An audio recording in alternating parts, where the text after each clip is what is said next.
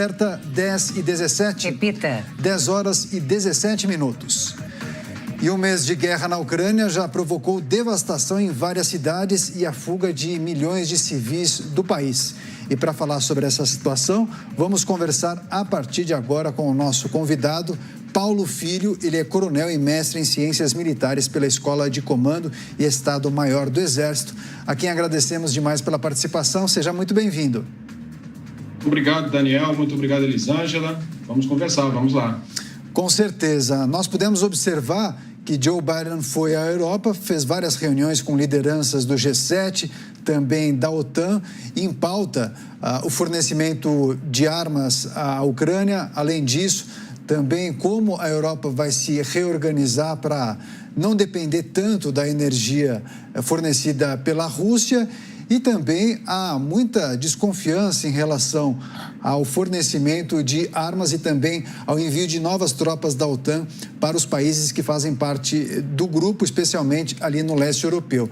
O Kremlin se pronunciou dizendo que está observando essa movimentação da OTAN. E em meio a esse cenário, nós temos a paralisação praticamente das negociações entre Ucrânia e Rússia.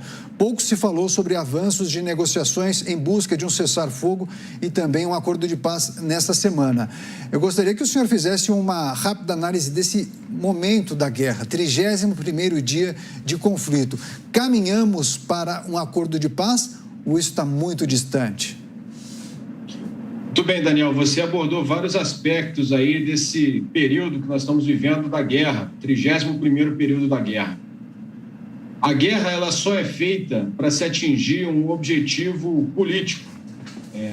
Já se diz, né, Clausewitz já dizia que a guerra é a continuação da política por outros meios. Quem travou essa guerra, quem tomou a iniciativa da guerra, foram os russos. E o presidente Putin tinha lá os seus objetivos, que era... Ele resume em duas palavras, né? Desnazificar e desmilitarizar a Ucrânia. Isso na visão dele. Então, o que é desnazificar? Evidentemente que não existe um governo nazista na Ucrânia. Isso é uma narrativa russa. Mas é retirar o presidente Zelensky do poder.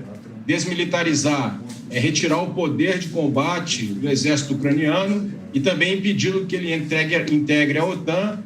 E, com isso, a ameaça militar à Rússia, percebida pelo presidente Putin, deixa de existir. Muito bem, 31 dias depois do início da guerra, nós não parecemos estar próximos de nenhum desses objetivos. O governo Zelensky continua funcionando na capital Kiev, apesar dos constantes bombardeios da cidade. E o poder militar ucraniano, embora tenha sido diminuído pelos ataques russos, bastante diminuído, continua sendo um poder militar capaz de conter o avanço russo, que foi o que aconteceu. Há cerca aí de 10, 12 dias, os avanços russos em todas as frentes têm sido bastante limitados. Os avanços no terreno, a progressão no terreno. Então, o presidente Putin não está próximo de atingir os seus objetivos. Por isso, me parece pouco provável que a paz seja realizada nesse momento, porque a paz nesse momento e nessas condições significariam o não atingimento pela Rússia dos seus objetivos políticos. Como é que o presidente Putin justificaria para a sua população tanto esforço, tanto gasto, tantas mortes, a imposição das sanções, sem oferecer minimamente um resultado, né? Então, por isso, me parece que nós não estamos tão perto assim da paz. Você se referiu também à questão da ida do presidente Biden à Europa. Esse é um outro efeito da guerra que me parece contrário aos objetivos iniciais da Rússia. Veja bem, em novembro de 2019, há menos de 3 anos, o presidente Macron disse que a Europa estava em morte cerebral. O presidente Trump reclamava com seus parceiros europeus que eles não gastavam 2% do PIB dos países em defesa. No primeiro dia da guerra, o comandante do exército alemão foi a uma rede social, ao LinkedIn, e disse que o exército alemão não tinha condições de oferecer as ferramentas necessárias ao governo alemão para se contrapor à ameaça russa. reclamando claramente do exército alemão não ter condições de combate ideais, né? Por quê? Porque a Alemanha há muito tempo vem investindo pouco em seu exército. Aí, Daniel, o que esse ataque russo fez? Fez a OTAN sair dessa morte cerebral, fez um ressuscitamento da OTAN. Nós vemos os países investindo muito mais em defesa, a Alemanha praticamente triplicando seu investimento em defesa. Essa ida do presidente Biden, essa última reunião da OTAN, determinou que novas tropas vão ser mandadas para os países mais a leste da aliança.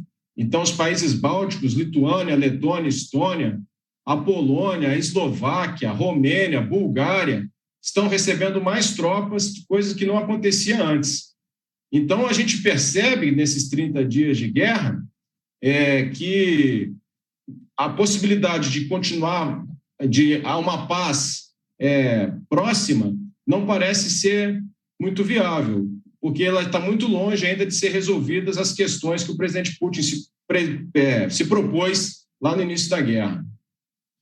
Agora para a conversa também, Fábio Piperno, que está aqui com a gente para falar um pouco mais sobre esse cenário que a gente tem visto. E qual seria, Piperno, agora essa tática de guerra? Porque a gente sabe que usar armas químicas é um dos propósitos da Rússia, mas também a relação Estados Unidos e Rússia está bastante complicada, à beira de um colapso, e tudo isso pode agravar ainda mais a situação. Tanto é que Biden sempre fala que Putin é um criminoso, um terrorista e que comete crimes de guerra. Essa relação, então, está à beira de uma ruptura. Bom, veja, hoje de manhã, o ex-presidente da Rússia e ainda um dos homens mais importantes da defesa, o Dmitry Medvedev, que foi aquele que o Putin deixou ser presidente quando o Putin não podia mais se reeleger por conta da lei que foi alterada depois. Ele disse que a Rússia tem, sim, o direito de usar armas nucleares na Ucrânia, caso entenda que haja necessidade. E aí eu queria perguntar para o Coronel Paulo, e aprendemos muito aí com a explanação dele, duas coisas. A primeira, se essa concentração de forças no fronte leste já denota uma exaustão, uma certa exaustão dos recursos da Rússia, que já não conseguiria mais sustentar o conflito em vários frontes, né? Ao sul da Ucrânia, depois ao norte da Ucrânia, em direção a Kiev e principalmente a leste.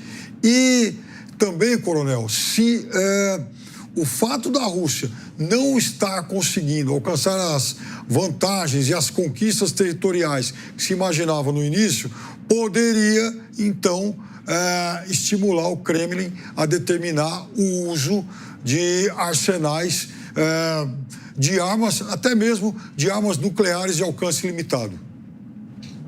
Bom dia, Piperno. Bom dia. Existe um conceito na arte da guerra que é o conceito do atingimento do ponto culminante da ofensiva. Esse é um conceito que vem lá de Clausewitz. O Clausewitz dizia o seguinte: quando você começa um ataque, começa uma ofensiva, se você não conquista os seus objetivos, você vai ser obrigado a parar, porque você vai perder a impulsão do ataque, né? A sua logística vai ficar muito complicada, o combatente vai ter muitas perdas, ele não vai mais conseguir atacar. E aí ele faz uma pausa operacional, que a gente chama. É o atingimento desse conceito de Clausewitz do ponto culminante da ofensiva. Todos os analistas são unânimes em dizer que os russos atingiram esse ponto culminante. O atingimento do ponto culminante não significa derrota, significa uma pausa e outras coisas podem acontecer. O que pode acontecer? Uma pausa e negociações de paz. Cada lado está satisfeito com o que conseguiu, faz-se a paz. Não parece que é esse o rumo que as coisas estão tomando nesse momento. Pode acontecer uma segunda coisa: quem está atacando não tem mais condição de atacar, o outro lado passa a ofensiva e quem está atacando muda de atitude, constrói uma posição defensiva e daí passa a se defender do ataque do outro lado. Isso tem acontecido, mas de uma maneira muito limitada lá na região de Kiev. Também não parece ser esse caso. E o terceiro caso é que há uma pausa operacional, o exército que está atacando se reorganiza e parte para uma nova ofensiva. Faz uma convocação de reservistas, bota a sua indústria para trabalhar a todo vapor para conseguir novos armamentos e munições, etc. Isso nós temos um exemplo histórico muito prático aqui no Brasil, né? Na Guerra do Paraguai, na Guerra da Tríplice Aliança. Quando Caxias assume as forças aliadas na Guerra da Tríplice Aliança, há uma pausa operacional. Caxias recomeça, reorganiza o exército, faz o suprimento, etc. E depois os aliados têm a vitória. Então, o que os analistas imaginam, Piperno, é que nós estamos nesse momento dessa pausa operacional pelo atingimento do ponto culminante da ofensiva. Aí você falou da ação pelos fogos, né? da ameaça ou da lembrança pelo Medvedev de que os russos podem sim empregar o armamento nuclear. O comandante militar ele tem duas maneiras de atuar. Ou ele atua pela manobra, pela progressão no terreno, que é o que nós vimos no início, né? Como você se referiu, os avanços de norte, de leste, de sul, de nordeste. E também pelo fogo, ou seja, pelos bombardeamentos, por bombas lançadas por aviões, por mísseis, foguetes, tiros de artilharia. Quando houve essa parada das tropas russas, o que os comandantes russos passaram a fazer? Usar com mais intensidade esses bombardeamentos. E o bombardeamento em cidades causam muitos efeitos colaterais, que é o que nós, infelizmente, temos visto nas imagens, especialmente em Mariupol, daquela destruição toda que aconteceu. Mas os russos, Piperno, estão muito longe de terem gasto todo o seu potencial. Eles têm bombas convencionais muito poderosas, as bombas termobáricas, que até o momento não se comprovou a sua utilização no campo de batalha, que eles ainda podem empregar, e eles têm as bombas nucleares táticas, Piperno, que é um risco muito grande. Veja bem, na época da Guerra Fria, por que não aconteceu o combate nuclear entre Estados Unidos e Rússia, ou Estados Unidos e China? Porque existia a figura da mútua destruição assegurada. Um lado vai lançar a primeira salva de mísseis balísticos, né, vai lançar os primeiros armamentos nucleares estratégicos, não vai conseguir destruir todos os lançadores do outro lado e o outro lado vai reagir. Ambos os lados serão atingidos e a mútua destruição assegurada. Mas isso são com bombas muito poderosas, bombas de vários megatons. Hoje em dia foram desenvolvidas bombas nucleares táticas, muito menos poderosas, de 0,1 quiloton, 0,5 quiloton, com menos poder, inclusive, do que muitas armas convencionais. Qual é o risco, Piperno, que os analistas têm observado? O lançamento de um artefato desse tático, talvez não provocasse uma reação do Ocidente. E aí nós teríamos dançando à beira do abismo, porque seria um emprego, pela primeira vez na história, de um artefato nuclear com a possibilidade do outro lado também empregar. Lembrando que isso não aconteceu no Japão, né? No Japão foi lançado sobre os japoneses que não tinham como responder, eles não tinham armamento nuclear. Perfeito. Agora, Coronel, gostaria de tratar de uma questão, porque alguns analistas, inclusive tratamos disso aqui ao longo dos telejornais da Jovem Pan News, entendem que a falta de contundência de Joe Biden no início do conflito talvez tenha até estimulado ou tenha deixado Vladimir Putin, falando um português mais coloquial, mais tranquilo para efetivar a sua ação em território ucraniano. O papel dos Estados Unidos poderia ter sido outro.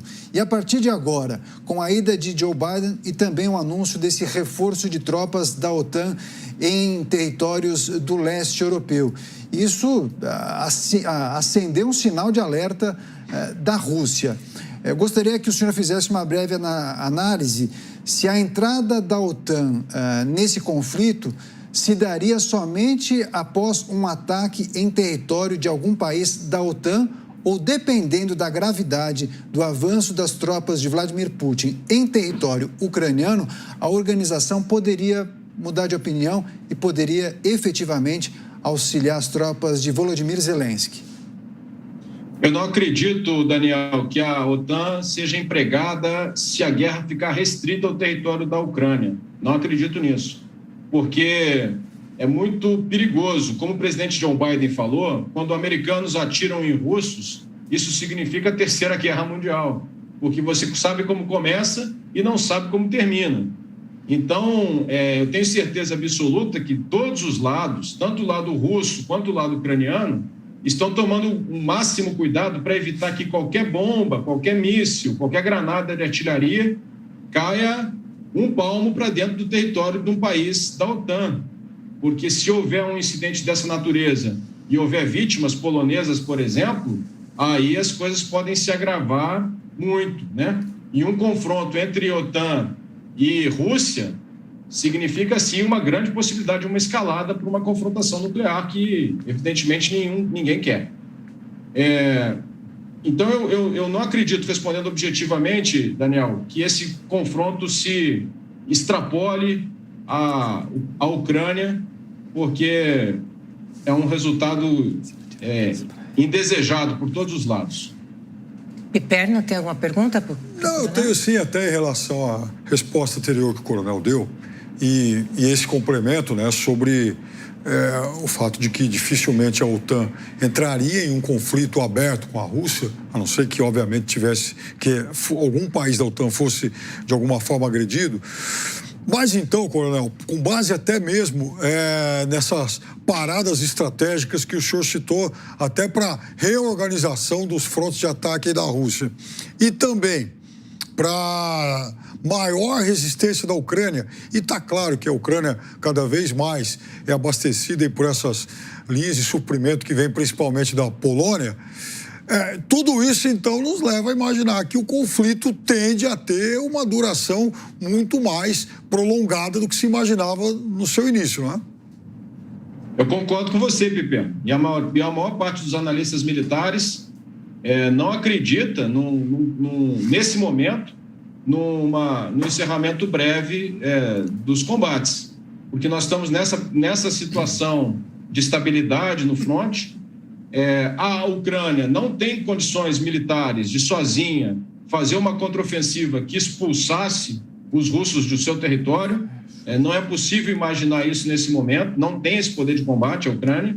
E os russos estão também num momento em que eles não têm condições de prosseguir.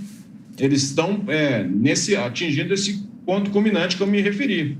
Então, a situação ela tende a ficar estável por um determinado momento, até que os russos tenham novamente condições de intensificar a sua ofensiva e começar a ganhar terreno novamente, se esse for o objetivo deles.